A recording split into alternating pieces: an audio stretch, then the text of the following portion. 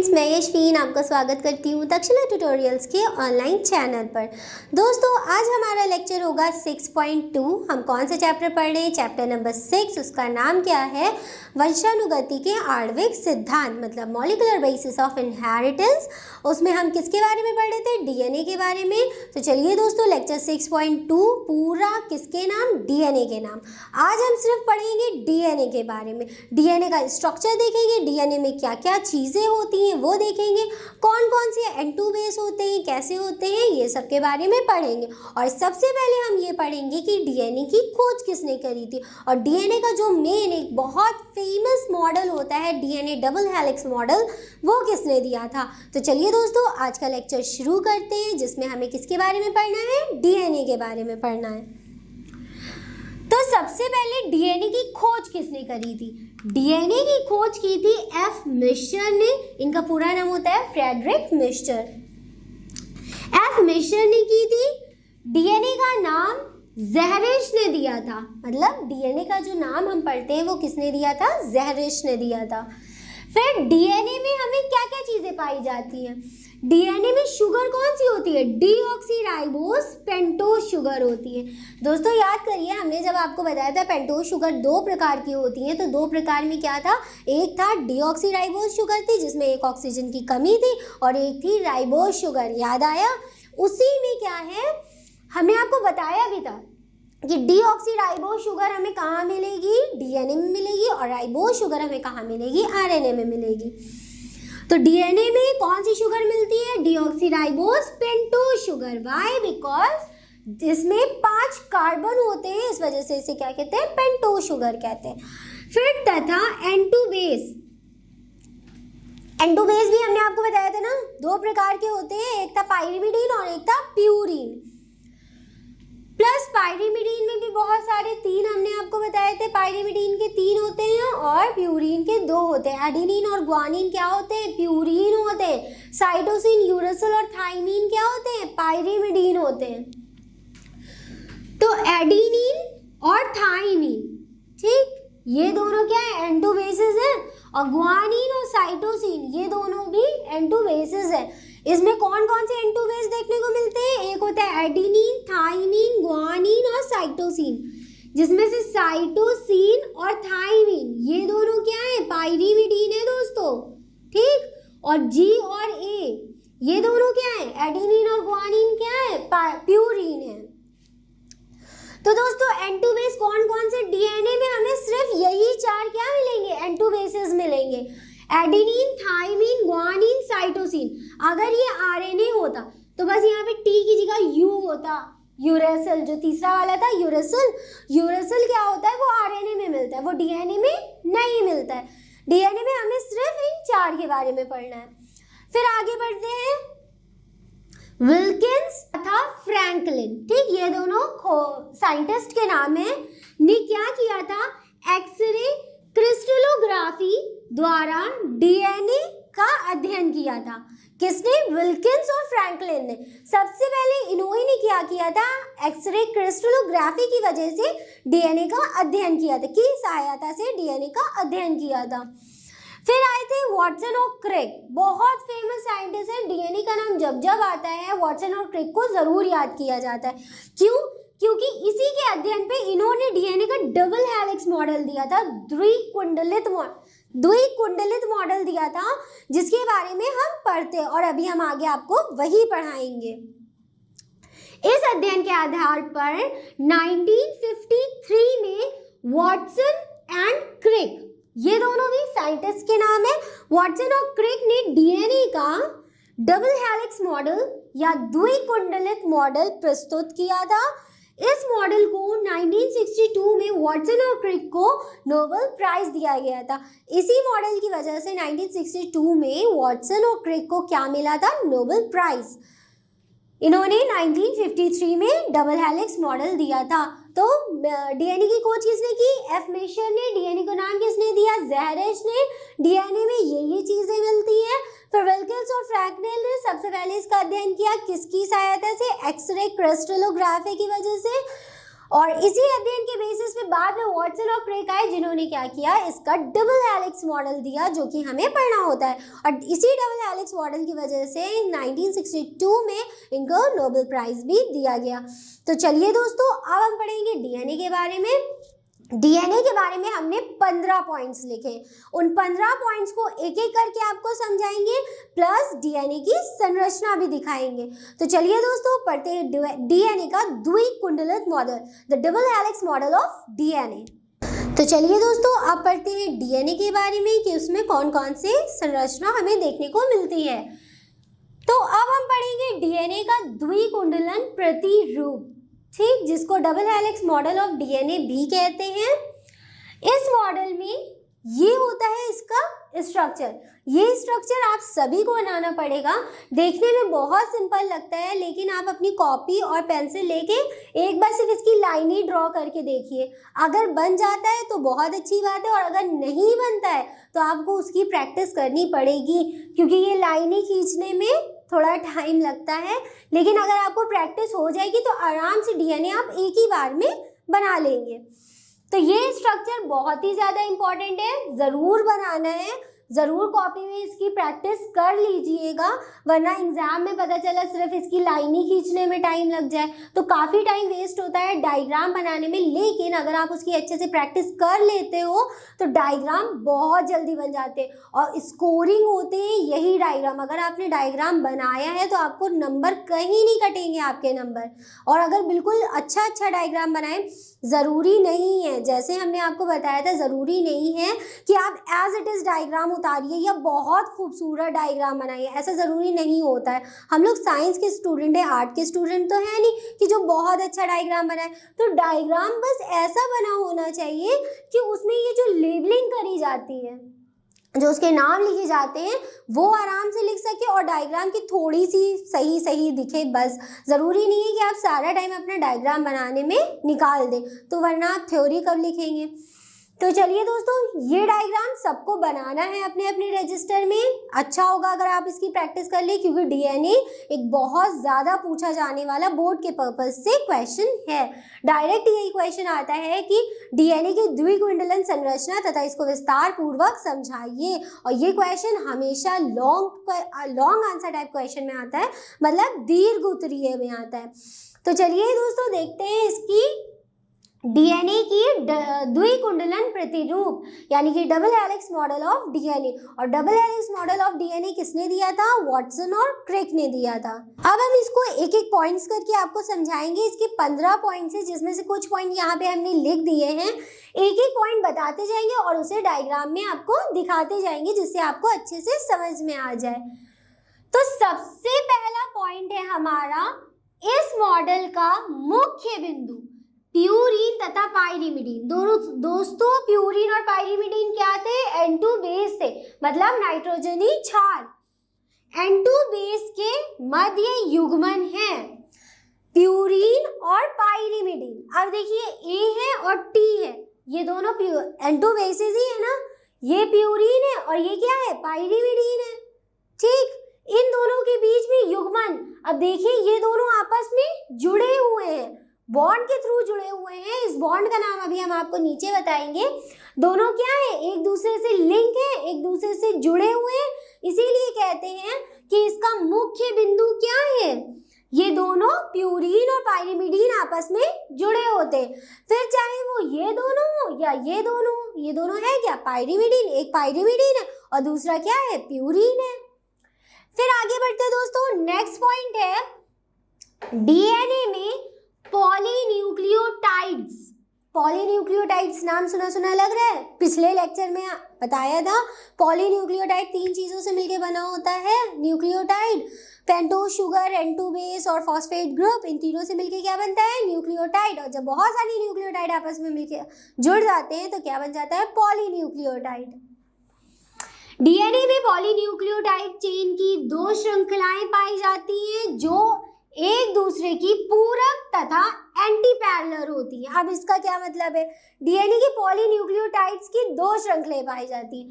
एक श्रृंखला हो गई ये चेन और एक श्रृंखला हो गई ये चेन, ठीक दोस्तों। यहाँ पे आपको 2 ही चेन तो देखने को मिल रही है। एक ये वाली चेन है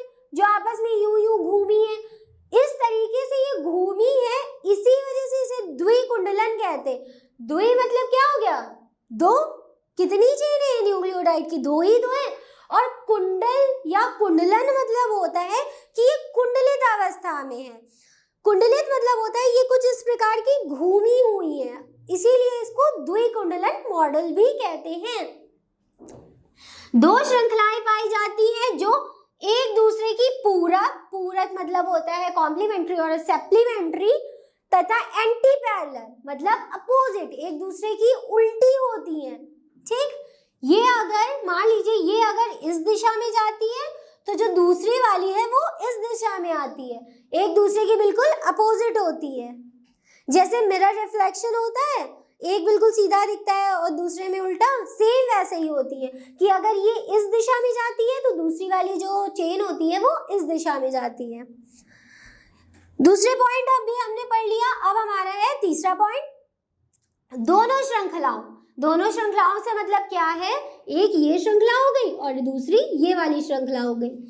दोनों श्रृंखलाओं में फॉस्फोडाइएस्टर बॉन्ड, दोस्तों ये भी नाम बहुत फेमस है, पूछा जाता है डीएनए में कौन से बॉन्ड मिलते हैं तो फॉस्फोडाइएस्टर बॉन्ड मिलता है। अब न्यूक्लियोटाइड है, न्यूक्लियोटाइड तीन चीजों से मिलकर बना था, तो उन तीनों चीजों को जोड़ने के लिए आपस में क्या चाहिए, एक बॉन्ड भी तो होना चाहिए, एक एज अ ग्लू होना चाहिए। अब मान लीजिए हम इस मार्कर को और इस मार्कर को आपस में जोड़ना है, तो जोड़ने के लिए ऐसे ही तो ये जुड़ नहीं जाएंगे, इसको जोड़ने के लिए हमें किसी फेविक्विक या किसी ग्लू की जरूरत पड़ेगी ना। उसी प्रकार से न्यूक्लियोटाइड के तीनों घटक भी अलग अलग होते हैं, उन तीनों को आपस में जोड़ने के लिए उनमें एक बॉन्ड मिलता है, एक ग्लू मिलता है, जिस ग्लू का नाम होता है फॉस्फोडाइएस्टर बॉन्ड। ठीक दोस्तों, अब समझ में आ गया। दोनों श्रृंखलाओं में फॉस्फोडाइएस्टर बॉन्ड की दिशा एक दूसरे से विपरीत होती है। जैसे ऊपर वाला पॉइंट था, यही वाला पॉइंट ये भी है। जैसे यदि एक श्रृंखला में फॉस्फोडाइएस्टर बॉन्ड की दिशा 5 प्राइम टू 3 प्राइम, 5 प्राइम, देखिए ये जो पॉइंट है इसका मतलब प्राइम होता है, इसको ऐसे ही बोलते हैं, ठीक, 5 प्राइम टू 3 प्राइम, ये वाला है 5 प्राइम और ये वाली जब यहाँ से ऐसे जाएगी कहाँ चली जाएगी, 3 प्राइम पे। ठीक, मतलब मान लीजिए ये दिशा कैसी है, ऊपर से नीचे है, और दूसरी क्या होती है तो दूसरी श्रृंखला की दिशा 3 प्राइम टू 5 प्राइम होगी। ये देखिए दूसरी श्रृंखला ये है 3 प्राइम से कहाँ तक, 5 प्राइम तक। समझ में आया दोस्तों? फिर से एक बार बता दें, दोनों श्रृंखलाओं में फॉस्फोडाइएस्टर बॉन्ड की दिशा एक दूसरे के विपरीत होती है। ये बात तो हमने ऊपर वाले पॉइंट में ही पढ़ ली थी, लेकिन ये दिशा होती क्या है, ये दिशा होती है, पहले वाली चेन की होती है दिशा 5 प्राइम टू 3 प्राइम, मतलब ऐसे जाती हुई, ठीक, 3 प्राइम तक आ गई, और तथा दूसरी श्रृंखला की दिशा होती है 3 प्राइम टू 5 प्राइम। मतलब इसमें एक दिशा अगर यूं जा रही है, एक चेन श्रृंखला अगर इस दिशा में जा रही है तो दूसरी वाली उल्टी है, इस दिशा में वो आ रही है। फिर नेक्स्ट पॉइंट हमारा है, डीएनए की दोनों श्रृंखला में प्यूरीन तथा पाइरिमिडीन अर्थात N2 बेस, प्यूरीन पाइरिमिडीन क्या है, N2 बेस है ना, N2 बेस की संख्या नियत रहती है। मतलब नियत का मतलब क्या होता है, कांस्टेंट, जितने पाइरिमिडीन होंगे उतने ही क्या होंगे, प्यूरीन होंगे।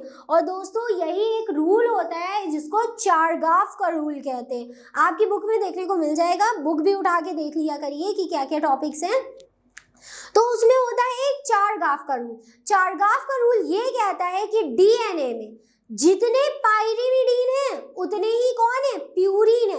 मतलब N2 बेसिस की संख्या नियत होती है, नियत मतलब कांस्टेंट होती है, जितने पाइरिमिडीन होंगे उतने ही प्यूरीन होंगे। अगर इसको फॉर्मूले में बनाए तो pyrimidine is equal to purine in DNA, DNA में जितने पाइरिमिडीन होते हैं उतने ही प्यूरीन होते हैं, इसीलिए इनकी संख्या नियत होती है। एक प्यूरीन अणु हमेशा एक पाइरिमिडीन अणु के साथ जुड़ा होता है।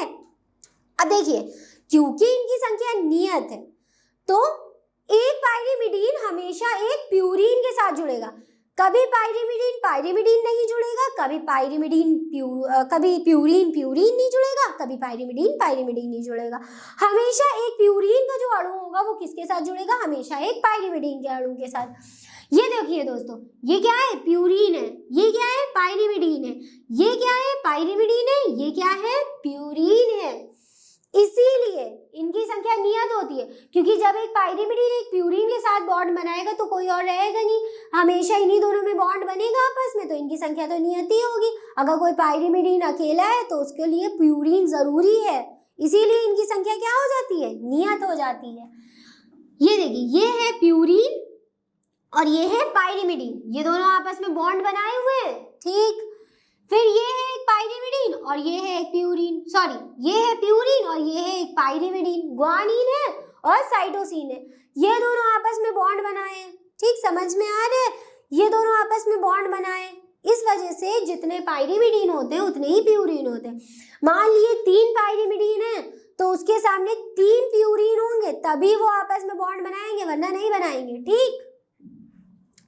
फिर नेक्स्ट पॉइंट हमारा है एडेनिन थाइमिन के साथ 2 हाइड्रोजन बंधों तथा ग्वानिन साइटोसिन के साथ 3 हाइड्रोजन बंधों के साथ जुड़ा होता है। एडेनिन किसके साथ, थाइमिन के साथ। अब जो आपको ये ए दिख रहा है, ए का मतलब है एडेनिन और टी का मतलब है थाइमिन, तो एडेनिन हमेशा किसके साथ जुड़ेगा, थाइमिन के साथ, हमेशा। एडेनिन कभी साइटोसिन के साथ नहीं जुड़ेगा, एडेनिन हमेशा कभी ग्वानिन के साथ नहीं जुड़ेगा, हमेशा एडेनिन किसके साथ जुड़ेगा, थाइमिन के साथ जुड़ेगा। और थाइमिन के साथ 2 बंधों के उससे जुड़ेगा और उन बंधों का नाम है, बंधों मतलब बॉन्ड्स का नाम है हाइड्रोजन बॉन्ड, ठीक। They formation the hydrogen bond, 2 hydrogen bond बनाते हैं। हमेशा एडेनिन किसके साथ जुड़ेगा, थाइमिन के साथ, कितने बॉन्ड बनाएगा, 2 बॉन्ड बनाएगा। देखिए यहाँ पे भी आपको देखने को मिल रहा होगा, एक ये बॉन्ड है, ठीक, और एक ये वाला बॉन्ड है, कितने बॉन्ड है, 2 बॉन्ड है। और फिर कौन सा बॉन्ड है, हाइड्रोजन बॉन्ड है। तथा ग्वानिन साइटोसिन के साथ 3 हाइड्रोजन बंधों के साथ जुड़ा होता है, 3 हाइड्रोजन बंध, देखिए यहाँ पे 3 बॉन्ड है, एक बॉन्ड ये हुआ, एक बॉन्ड ये हुआ और एक बॉन्ड ये हुआ, ये तीनों हाइड्रोजन बॉन्ड है, किनके बीच है, ग्वानिन और साइटोसिन के साथ। ये क्या है, प्यूरिन और पाइरिमिडीन है और नीचे वाले भी प्यूरिन और पाइरिमिडीन है। बस इतना सा याद रखना है कि एडेनिन हमेशा थाइमिन के साथ जुड़ेगा 2 हाइड्रोजन बंधों की सहायता से और ग्वानिन हमेशा साइटोसिन के साथ जुड़ेगा 3 हाइड्रोजन बंधों की सहायता से। जब भी आप ये स्ट्रक्चर बनाओगे तो आपको ये ध्यान रखना होगा कि एडेनिन और थाइमिन के बीच में हमेशा 2 ही बॉन्ड हो और ग्वानिन और साइटोसिन के बीच में हमेशा 3 ही बॉन्ड हो। ये नहीं कि अपनी मर्जी से बना दी, इसमें 1 बना दी, उसमें 2, उसमें 4, उसमें 5, ऐसा नहीं बनाना है, ठीक। हमेशा इसमें 2 हाइड्रोजन बंध और इसमें 3 हाइड्रोजन बंध बनाने हैं। फिर लास्ट वाला पॉइंट हमारा बचा है N2 बेस के मध्य पाए जाने वाले हाइड्रोजन बंध पॉलीन्यूक्लियोटाइड की दोनों श्रृंखलाओं को आपस में जोड़ते हैं। अब ये तो नॉर्मली सी बात है, क्या बोल रहा है, N2 बेस के मध्य पाए जाने वाले जो हाइड्रोजन बॉन्ड है, आपको दोस्तों पता ही है, ये वाले जितने बॉन्ड है, ये कौन से बॉन्ड है, हाइड्रोजन बॉन्ड है, ठीक। कौन से बॉन्ड है, हाइड्रोजन बॉन्ड है।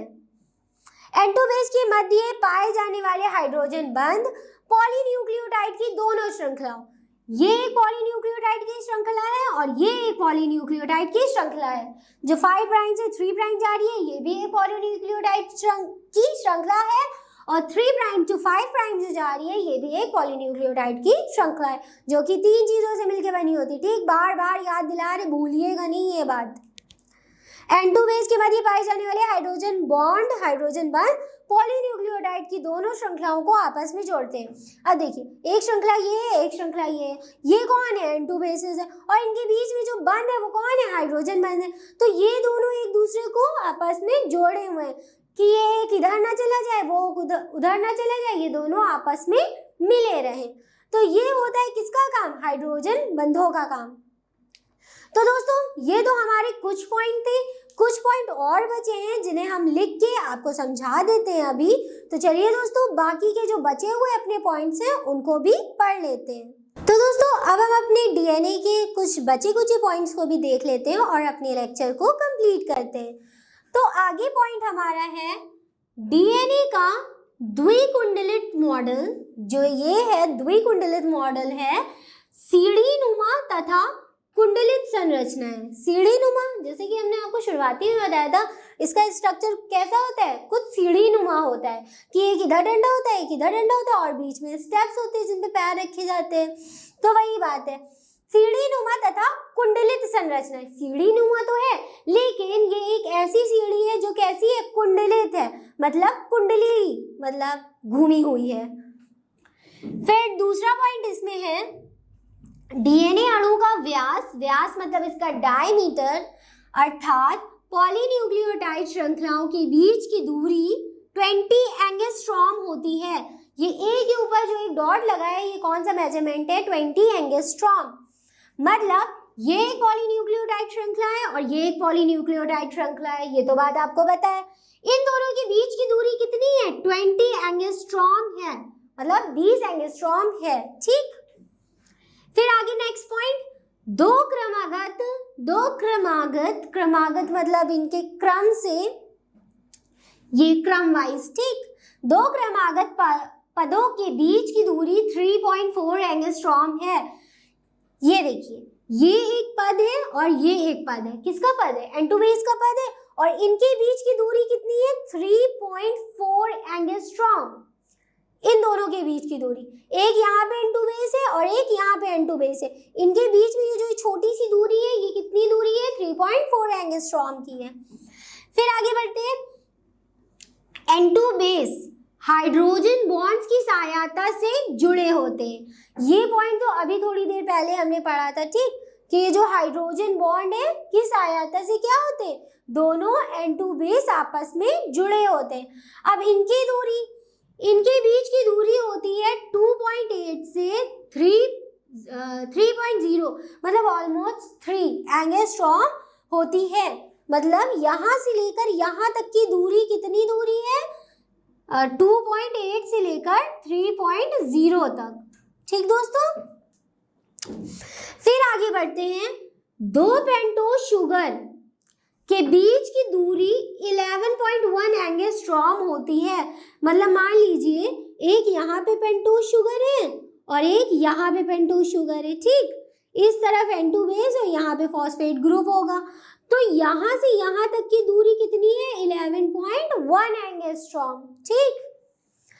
फिर आगे बढ़ते हैं, नेक्स्ट पॉइंट, डीएनए के एक कुंडलन में 360 डिग्री, मतलब पूरे एक कुंडलन, मतलब यहाँ से शुरू हुआ, घूम के फिर यहीं पे आ गया, तो ये पूरा हुआ एक कुंडलन। मतलब उसको डीएनए को कितना रोटेट कर दिया, 360 डिग्री कुंडलित, रोटेट कर दिया। डीएनए के एक कुंडलन में 10 नाइट्रोजनस बेस, 10 N2 बेस पाए जाते हैं, अतः डीएनए के एक कुंडलन की लंबाई होती है 3.34 एंगस्ट्रॉम। यहाँ से यहाँ तक की ये एक कुंडलन है, ठीक, इसकी दूरी होगी 34 एंगस्ट्रॉम। तभी तो दोस्तों 10 N2 बेसिस हैं। ये देखिए, एक कुंडलन में कितने बेसिस हैं, N2 बेसिस कितने हैं, 10 N2 बेसिस हैं, और इसके बीच की एक की क्रमागत दूरी कितनी है, 3.4 एंगस्ट्रॉम है। कैलकुलेट करिएगा, ठीक। ये देखिए, इसको जब 10 से डिवाइड करेंगे तो क्या आएगा, 3.4 आएगा। तो यहाँ से यहाँ तक के क्या है, एक कुंडलन है, एक कुंडलन में कितने N2 बेसिस हैं, 10 N2 बेसिस है, और एक के बीच की दूरी, एक क्रमागत पद के बीच की दूरी 3.4 एंगस्ट्रॉम है। ये जितने मेजरमेंट है इसी को बोलते हैं कॉन्फ़िगरेशन ऑफ डीएनए, ठीक। ये मतलब सिर्फ हम उसका क्या कर रहे हैं, मेजर बता रहे कि इनके बीच की इतनी इतनी दूरी है। फिर डीएनए का भार, डीएनए अणु का भार होता है 10⁶ से 10⁹ डाल्टन होता है। ये इसका क्या है, अणु भार, एक डीएनए का अणु भार। तो दोस्तों डीएनए के बारे में बस इतना ही हमें पढ़ना था। ये सारे पॉइंट्स हमने लिख दिए, ये सारे के सारे पॉइंट्स आपको याद करने हैं। 15 पॉइंट्स नोट्स में लिखे हुए हैं, उन 15 में से 10 तो बिल्कुल आपको रटे होने चाहिए, पूरे एज इट इज याद होने ही चाहिए, क्योंकि जैसे हमने आपको बताया कि ये क्वेश्चन हमेशा लॉन्ग आंसर टाइप क्वेश्चंस में आता है, तो मतलब आपको डायग्राम भी बनाना पड़ेगा और आपको सारे पॉइंट्स भी लिखने पड़ेंगे। अब दोस्तों पॉइंट्स में याद करने का यही फ़ायदा होता है कि ये जल्दी याद हो जाते हैं और लिखने पे थोड़ा ज़्यादा स्पेस ले लेते। तो इसी प्रकार से आप इनको पॉइंट पॉइंट वाइज लिखिएगा, ये नहीं कि यहाँ पे लिखा उसके बाद 2 क्रमागत बीच के यहाँ से लिख दिया। इस प्रकार से लिखने में थोड़ा अच्छा हाईलाइट, थोड़ा अच्छा इफेक्ट पड़ता है, लिखा हुआ अच्छा दिखता है। और उसी प्रकार से इस तरफ डायग्राम भी ज़रूर बनाइएगा। 1-2 बार प्रैक्टिस कर लिए अच्छे से, आराम से आपको समझ में आ जाएगा कि किस प्रकार से ये डायग्राम बनेगा। तो दोस्तों आज का लेक्चर हमारा यही खत्म होता है। इस लेक्चर से रिलेटेड सारे नोट्स आपको नीचे डिस्क्रिप्शन बॉक्स में मिल जाएंगे, वहाँ से आप डाउनलोड कर सकते हैं। फिर भी आपको डीएनए को लेके कोई डाउट हो तो आप हमें कांटेक्ट करके पूछ सकते हैं। तो दोस्तों आज के लिए बस इतना ही, मिलते हैं अपनी नेक्स्ट क्लास में। Thank you.